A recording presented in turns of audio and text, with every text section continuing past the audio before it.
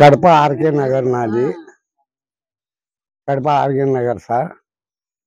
నా పరిస్థితి heart, sugar, BP ఉంది. ఎండకు పోతా పోతా దారిలో నిలబడిపోతే చాలా కష్టం.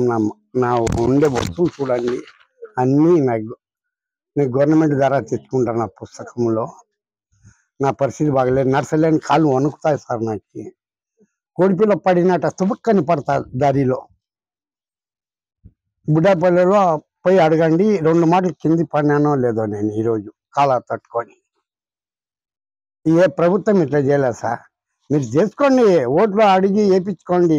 ఇట్లా చేసేది పద్ధతి కాదు. మీకు ఈ చంద్రబాబు నాయుడు పాలన ఇంత ముందుగా చూసినాను, కానీ 15 ఏళ్ళ నుండి ఇంత దిగజారే మంచిగా ఎక్కడ చూలే ప్రపంచంలోనే.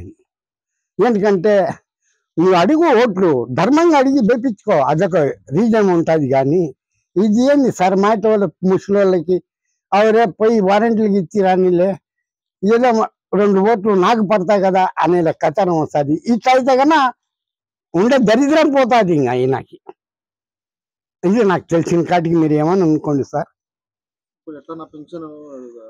నేను నర్సలేను సార్, మన కాలు వణుకుతాండా, చూసాక మంచి బాగుండా.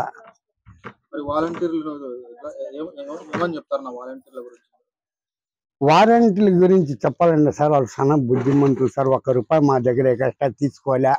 మేము ఇలే వాళ్ళకి 6 గంటలకి, 6:30కి, 7కి ఇచ్చిపోతున్నారు వాళ్ళ దావ వాళ్ళు పట్టుకొని. మేము కసువు లెక్కకు 50 రూపాయలు ఇస్తాను మేము నెల. అంత తప్ప వారంటీలకు 1 రూపాయి మేము ఇలే.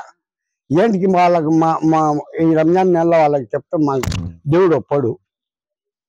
ఏం సార్, ఈ చంద్రబాబు నాయుడు పరిపాలన నాకు సరిపోలేదు సార్. అడుగు, ఓట్లు వేపించుకో. ఇదేంటి సార్, ముసలోళ్ళ మీద ప్రాణం తీసేది నువ్వు అంటే ఉండే ప్రాణంగా నీ దాయిబోలో నువ్వు పోవాలని నువ్వు ఈ పనులు చేస్తా అనేది.